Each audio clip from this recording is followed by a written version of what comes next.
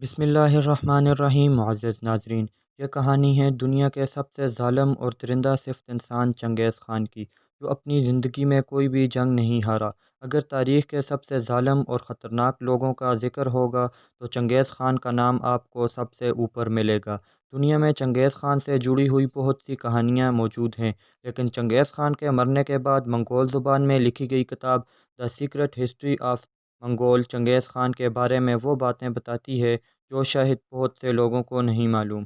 اصل میں وہ کیسا تھا، کیسے اس نے منگول قوم کو مضبوط کیا، کیسے وہ اتنے ملکوں کو فتح کر سکا، اور کیسے اس نے منگول قبیلوں کو ایک طاقتور ملک منگولیہ کی شکل دی۔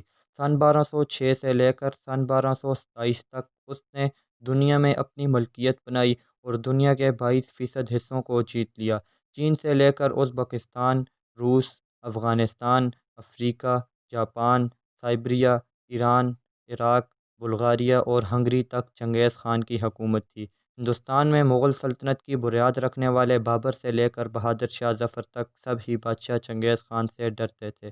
دور کی سوچ رکھنے والے چنگیز خان کی پیدائش سے لے کر موت تک کی یہ کہانی آپ کو تاریخ میں لگ بھگ 800 سال پیچھے لے جانے والی ہے۔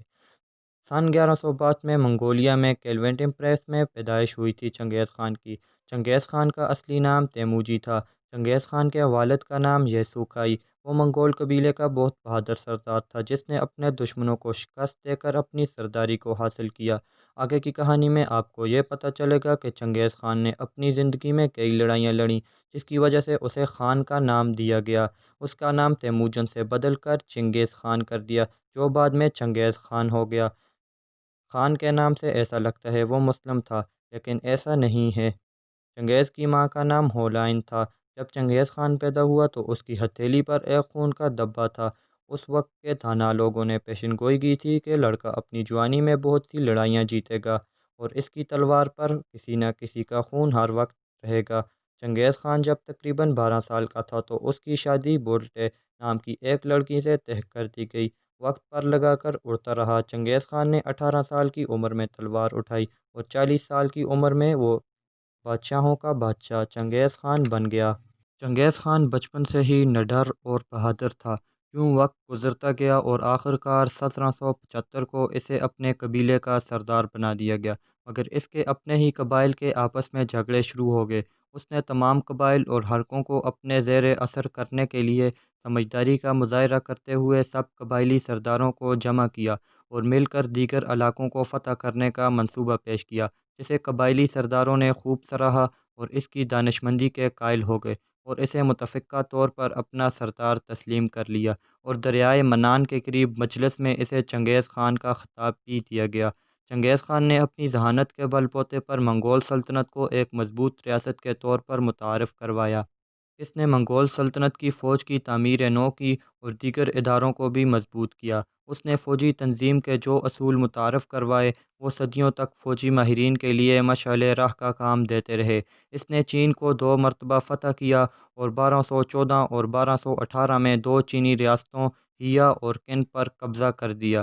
دوستو، چنگیز خان کی حکمت عملی نے چینیوں کی کمر توڑ کر رکھ دی اور وہ بے بس ہو کر رہ گئے۔ اس کے بعد اس نے آس پاس کے ان شہروں کو فتح کرنے کا ارادہ کیا جن کے گرد قلعے اور فصیلیں بنی ہوئی تھی۔ اس نے جنگی حربے کے طور پر اس ڈر اور خوف کو استعمال کیا جو اس علاقے میں پھیل چکا تھا۔ اس نے چینی لشکروں پر اپنی دہشت پھیلانے کے لیے اعلان کیا، جو منگولوں کے سپاہیوں سے جنگ کرے گا اس میں سے کسی کو بھی زندہ نہیں چھوڑا جائے گا، اور جو چنگیز خان کی اطاعت کرے گا اسے کچھ بھی نہیں کہا جائے گا۔ دوستو، چنگیز خان کی زندگی کا اہم واقعہ 1229 میں پیش آیا، جب اس کے سفیر جو مختلف ممالک میں بھیجے ہوئے تھے قتل ہو گئے۔ اس نے پوری دنیا کو فتح کرنے کا ارادہ کیا اور نکل کھڑا ہوا۔ اس نے چین سے لے کر خراسان تک تمام علاقے فتح کیے۔ اس کی فوجوں نے جنوبی روس اور شمالی ہند تک شلغار کی۔ وہ 6500 رقبے کا مالک بن گیا۔ اس کی سلطنت شمالی چین سے جاریہ تک پھیلی ہوئی تھی، اور اس نے اتنی بڑی سلطنت کے حصول کے لیے 84 لاکھ لوگ قتل کروا دیے۔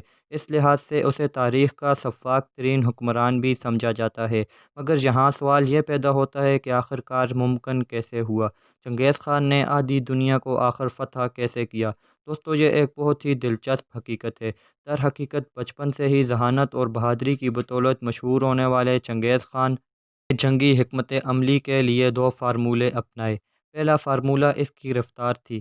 اس کی لشکر کی رفتار بہت زیادہ تیز تھی۔ وہ 2 ہفتے میں وہاں پہنچ جاتا تھا جہاں پہنچنے میں دوسری قوموں کو 1 مہینہ لگ جاتا تھا۔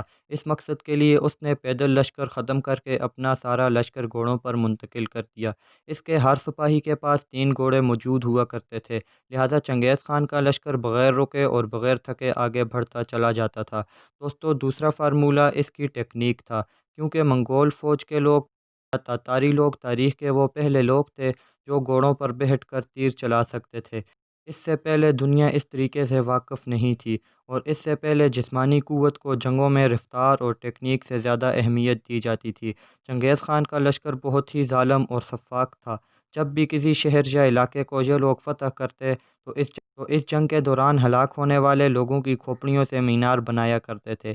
جنگ کے دوران تمام لوگ بچوں، بوڑھوں، حتیٰ کہ جانوروں کو بھی قتل کر دیتے تھے اور خوب لوٹ مار کیا کرتے تھے۔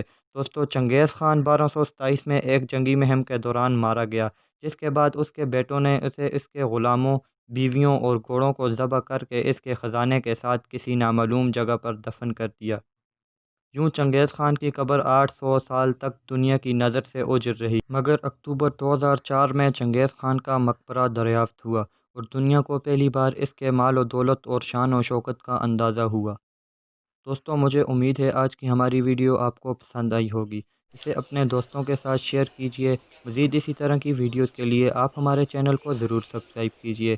ملیں گے ایک نئی ویڈیو میں، تب تک کے لیے اللہ حافظ۔